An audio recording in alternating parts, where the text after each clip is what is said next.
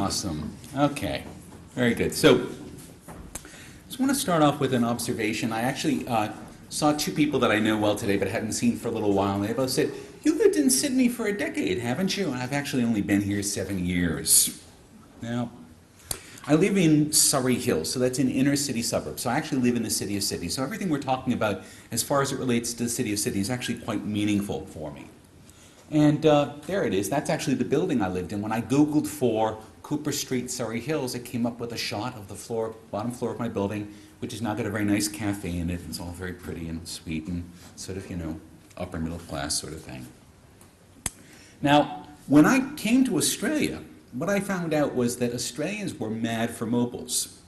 And I wasn't really that into mobile culture. Americans were quite late into mobile culture. I actually lived in, this is Laurel Canyon, specifically Lookout Mountain Canyon in Hollywood Hills before I moved here. And I lived in the bottom of the canyon.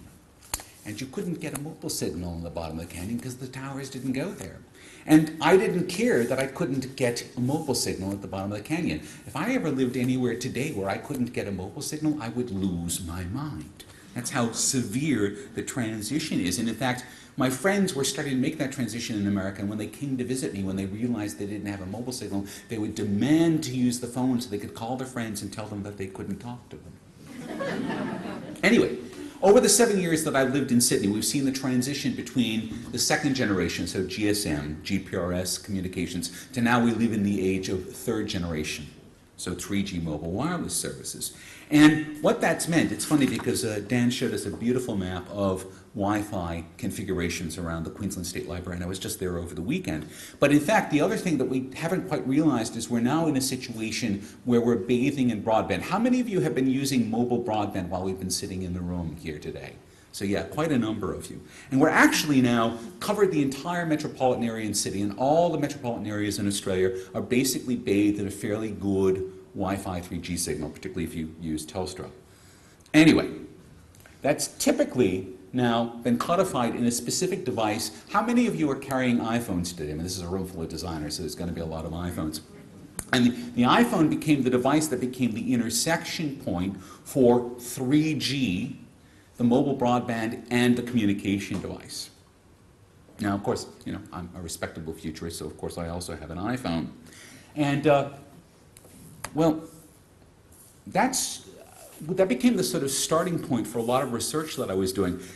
When people ask me what I do, you know, they use a lot of tags. They use things like digital futurist. I call myself a digital ethnographer. So I look at behaviors around people and their devices, people in digital culture. And often when I do that, I'll start by looking at myself. How am I using a device? How is that behavior typical of behaviors that we're seeing across the culture? So I pulled out my iPhone and said, okay, well, what am I doing? And I'll show you actually the home screen. That's the home screen of my iPhone. And there's a whole bunch of apps on there that have to, you know, the normal iPhone stuff, taking pictures and whatnot, and the communication apps, and we'll come to those in a minute. But in fact, the two apps that are most important to me on that home screen are these two, Rain Radar AU and TripView. Now the reason that these are important to me are because I am a pedestrian. Now how many of you do not own a car and do not use your partner's car? So that you are actually, okay, so quite a number of you, all right? I am a pedestrian, so the things that I care about are, am I going to be pissed on? And when is the next bus coming? All right, these are the absolute two things, and so I need to have these applications completely in my hand all of the time. And the reason is that if I have these apps in my hand, feeding in this live information, I can make decisions on my own behavior based on that data. So in other words, the more good data that I have, the less likely I am to be miserable, and that's a general principle. It's one of the points I want you to take away from today, that access to data is, in the 21st century, a necessary condition for success. So, in order to avoid this, we have to ask ourselves, does the city want us to succeed, and what does it need to do to offer us the greatest chances for success? Now, Success is a very slippery term. It's a very contestable term because what means success for me as an individual may not mean, and in fact may be opposed to the idea of success for the city. And the metrics are going to differ, and the terms of reference are going to differ, because individuals are going to want to succeed on their terms. But the city's terms for success, if you take a look at the Sydney 2030 plan, you know, if everyone in the city decided that success was living in a McMansion, then the carbon-based limits for the city would simply explode, all right? So that the city would fail in meeting its own goals for success if it provided everything to make the city's residents successful. So there's an essential conflict there. And yet the city still wants to help us with the data that would make it the most sustainable environment. It wants to feed us that data. It wants to feed us data that is going to, by its presence in our lives, help modify our own behavior, help modify our own water use, help modify our own energy use. It wants to sensitize us to that. Meanwhile, what I really care about is, you know, when is my train going to come? And that's the data I need today, but of course tomorrow, my data needs may be different. And there's no way that the city can actually hope to anticipate what my needs for success are going to be day by day by day by day. So what can the city do? Well, at one level, what it's got to do is simply take all of the data that it has and make it as broadly available as it can, and basically let individuals and the market and creative needs come to that data and put that data to work on demand as the demand rises for it. Now, this is where things get a little sticky, because the presence of data, Dan pointed this out, data creates feedbacks. Data builds awareness, and it creates some very weird and very complex feedbacks. For example, the city may want to monitor power usage so that it could turn down your aircon on a 42-degree day. And there's going to be, of course, a lot more 42-degree days in our future. Now, right now, these kinds of systems are voluntary. Right now, and they don't exist in Sydney, but they certainly exist in other places in the world. If you're willing to let the power company turn down your aircon when there's a heavy load on the grid, you're going to get cheaper electricity. But the more that we build these kinds of feedbacks into the system, the less likely it is that those restrictions are going to be voluntary. The more likely it is that if you're buying public power from the public grid, you will be forced to accept restrictions on that usage so that the public grid can manage its own sustainment.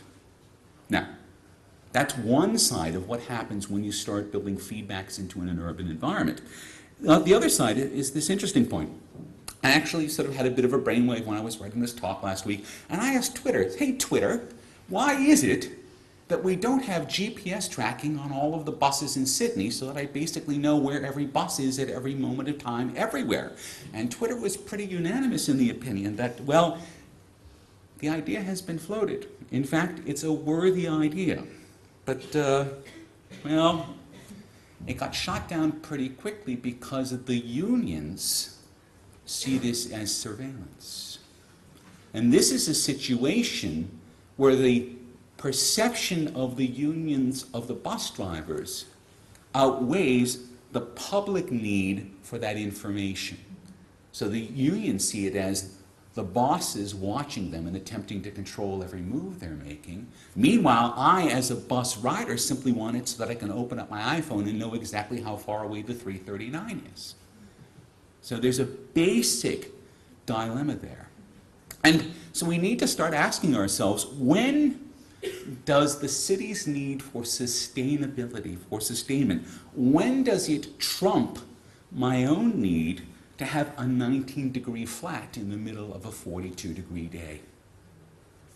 And this is when the city starts to be revealed very sort of Matrix-like. You all remember this shot from the Matrix, and this shot is archetypal, because this shot represented then a new way of seeing the world, where the curtain was pulled back, as it were, on the gross physicality of the surfaces, and all you could see underneath was all of the data that was composing them. And I want you to think about this, because when you walk out the doors back into Sydney, I want you to start to think of Sydney this way, that Sydney is not just surfaces, it is not just buildings, it is data. And it is data that is lying, waiting to be seen, waiting to be used, waiting to be offered up, waiting to be put to work in ways that will make it and you more successful. And the politics of the 21st century, the city politics, the local politics, is going to concern itself as much with the data that we're given and how that data gets used as it does with development, because those are going to start to become two sides of the same coin. Okay. Now, that's thread one. Here's the second thread. And you've been hearing an awful lot about social networks lately, and I'm sure all of you have.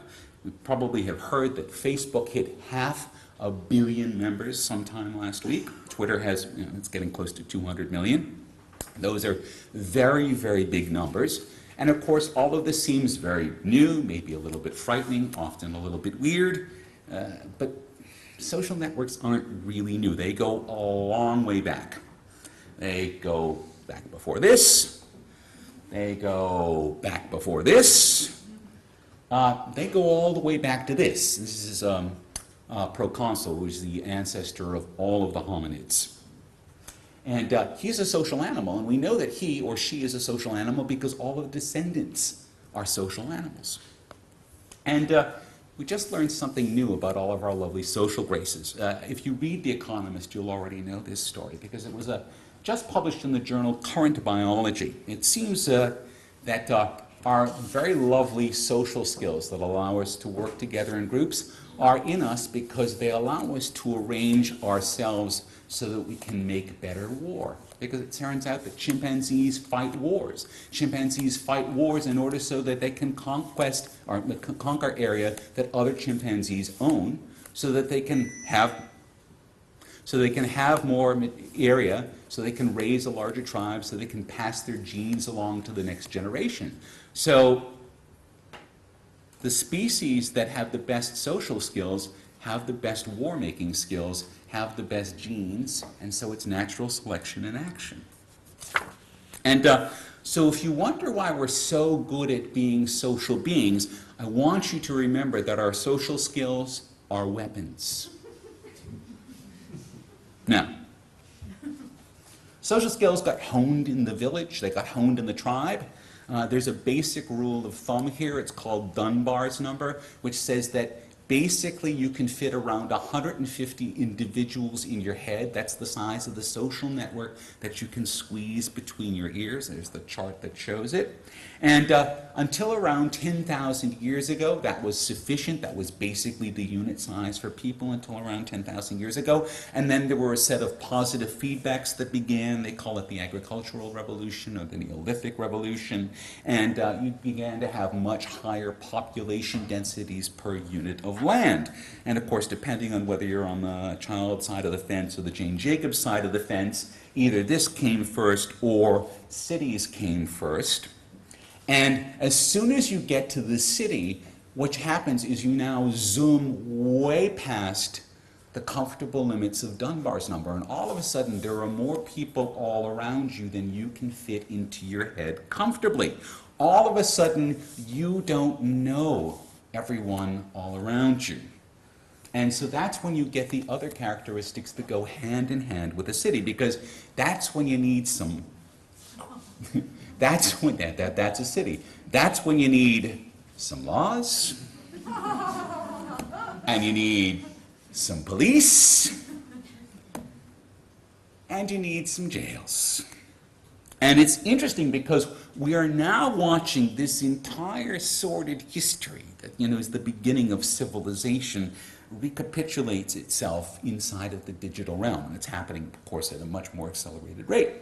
And because what's happening now is that most people on Facebook and Twitter are sort of starting to run up against their natural limits the number of people they're connected to on Facebook or on Twitter isn't a perfect analog of the range of people that they have between their ears, but it's starting to get there, and it's also starting to exceed the natural bounds, and now we have people connected to hundreds of people or to thousands of people. I mean, I have 7,000 connections on Twitter. So again, this is the kind of place that we're all heading into in the 21st century. And so that's going to now extend our capabilities electronically beyond our normal organic capabilities. And so, of course, the same needs for laws and police and torture chambers will all come into play. Now, this is always something that has been the case. But now I want to draw a direct analogy. Because the thing that we can see, now that we've sort of been in this revolution for the second time, the thing that we can see is that the city itself is a social network. That's the second thing I want you to take away from today, all right? It is a social network in precisely the same way that Facebook or Twitter are social networks. I mean, they're vast and they're unknowable. The interesting thing is, and the thing that we've got to fix, and the thing that I'm challenging you as a room full of designers to work on, is that the city does not provide the discovery tools to aid in creating connections between the residents of the city. The city is anonymous, and of course, that's one of the big draws of the city, right? You can come to the city and no one will know you. You have no history. You can be yourself. And of course, that was the way it always was. You arrived, you know, maybe possibly friendless and spent years just being a face in the crowd and building yourself up. And of course, that's what I did. Well, I had some friends. But that's what all immigrants do when they move to a new city or they move to a new country. Well, the city's about to take a step forward because this very slow and clumsy and ad hoc process of network formation, which is at the core of what we do when we're in the city, that's about to get accelerated and amplified by social networking tools. And so I want you to start to think when you look in the city, and I want you to do it right now by looking around this room, because I see a bunch of faces in this room. I only know a few of you. What I don't know is what you know. What I don't know is who you know. I don't know who knows who. So think about this. Who is where in the city? Who is where in this room? Who knows what in this room? There is an enormous depth of knowledge in this room, and I have no access to it because I don't know who knows it. And who knows who? The city is more than just a residence. It is a human network. Now, it's always been that way, but that network has always been very, very difficult to plug into. It's been very difficult to access. Now, the individuals who have been good at it, and historically there have always been individuals who are good at it, they're the ones who have thrived in the city. They've thrived spectacularly. But now everyone is going to be getting those tools. And of course, this adds another dilemma. Because as these tools deploy, what happens is that we will be forging more and more connections that are based on proximity and based on expertise, and to the degree that we forge those relationships, we become increasingly less anonymous. And that's when we get to another kind of surveillance. Of course, you have the surveillance which you think of as Big Brother watching you, but then there's the second kind, the companion kind, which they've given another name to, surveillance, all right, which is everyone watching everyone else. So we can, and in fact there's a story on the front page of the SMH today because they're always ready to go with something like this, we can be stalked more easily now than ever before. And there was a story about someone being stalked on Foursquare, which is a locative social network. And it's true because we're all being more and more revealed. Now that's the danger here.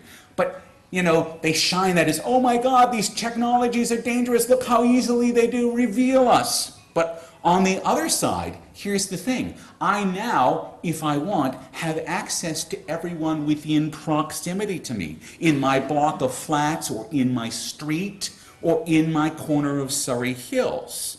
And so I can have all of those people watching my back just as I watch theirs. And that's the other side of it. We lose anonymity, but we gain strength in numbers. And, well, it's interesting because that's not what people expect in a relationship to a city. And a lot of people aren't going to like that because they're going to find their freedom of action that came with that anonymity, they're going to find that freedom of action constrained because there's going to be a collective out there that's going to be keeping a watchful eye on everything. And, you know, that sort of reminds us of the block committee. And I mean, I've heard from Singaporeans that Singapore is run as a dictatorship by Chinese grandmothers who keep their eye on everything. And, I mean, you can imagine some neighborhoods in Sydney being like this. I can imagine Surrey Hills being rather less like that. But either way, if you're unknown, well, if you're unknown in that neighborhood, you will be suspect. And so that's the social network of the city. That's the protective side, but that's also the occasionally ugly side. On the other hand, as soon as you need some help, if you need help finding a job, if you need help paying a bill, if you need help finding a new washing machine, which I did a couple of weeks ago, that's also when the network is going to spring into action for you. So you have something lost and you have something gained. So, got these two strands going, all right? We have the city, which is revealed as data, and it's providing in that data the resources that you need to succeed in the city and also to help the city succeed. But we also have the city revealed as the most antique of modern social networks. It's been with us 10,000 years. It is the 10,000-year-old social network. And it needs only to be connected to produce some amazing results. But how? And this is the second question I'm going to throw to you as designers, all right? What is the interface to the city? How does it feel? How does it look? What is the user experience for that? How do I talk to it? How does it talk to me? And this is where there is a space for enormous innovation and probably enormous market opportunities. Now, I was doing a lot of work for the City of Sydney earlier this year. I was helping them, it started out with me helping them outline their IT strategy for 5 years, and then it became clearer and clearer that, well, you know, the Sydney 2030 plan has 3 legs. It has green, global, and connected. And they have the green part kind of worked out, although we've heard some issues around that today. The global part is, well, yeah, whatever, we're a global city. The connected part, they're kind of thin on the ground with. And this has been my conversation with the City of Sydney around what a connected city is. And the more that I talked to the folks who run the City of Sydney, the more I heard over and over, what I need is a tool that's going to allow me to see what's going on in my department. I need a dashboard so that it can digest everything that's going on and give it to me in little bite-sized chunks. And the more I heard this, the more I heard a penny dropping. And I was like, you know what I need, kids? I need a resident dashboard so that I know what you're doing in my city. I need something that'll pop up, well, if I have to, it's on my PC, but generally I open my mobile, it uses the GPS, it figures out where I am, it figures out what's going on, and it sends me this constantly updating view of my life in the city. You know, it's from the very sort of mundane side of what's maybe happening with the next garbage pickup, or the minutia of building approvals, or perhaps the specifics of water usage in my building or in my street. I mean, that's the first level, that's the very, very top level of what should be going on there with that tool. A tool needs to then open up and go into all sorts of multiple dimensions because you can focus on resource management or e-government or all sorts of different things. And there's little projects that are nibbling like this going on all over the world. I mean, you know, New York City's got some very interesting work, and Mayor Bloomberg threw a lot of money at a pile of innovation funding so that people could develop their own little apps that would allow people to connect to the city government around different resources that were available in the city. Now, this is something that every city is going to need. I mean, I'm hoping that we get some sort of common platform so that whether I'm in Sydney or I'm in Melbourne or I'm in Tokyo, I open up the iPhone, I hit the app, and I'm talking to the city, and I know where I am and what I'm doing and what's important. But next, and actually to my eyes more important, every city needs an equivalent to Facebook. I want to call it Placebook. And it's funny because I did a search, the domain name's already taken, and they have a logo already. Now, the Placebook will connect you by proximity, it'll connect you by interest, it'll connect you by expertise, and of course, all the normal stuff that happens on the social network, so friends and family and work and whatnot. And if you put those together, if you put together this idea of the dashboard that's giving you the real-time connection to what's going on in the city, and the real-time, meaningful connection to the people in the city, it becomes a way now to fully plug into the life of the city. And it gives us a new view into what the city offers. Because it's not just about location anymore, and it's not just about lifestyle. What it's really about is it's about the network. Because the connected city is a network.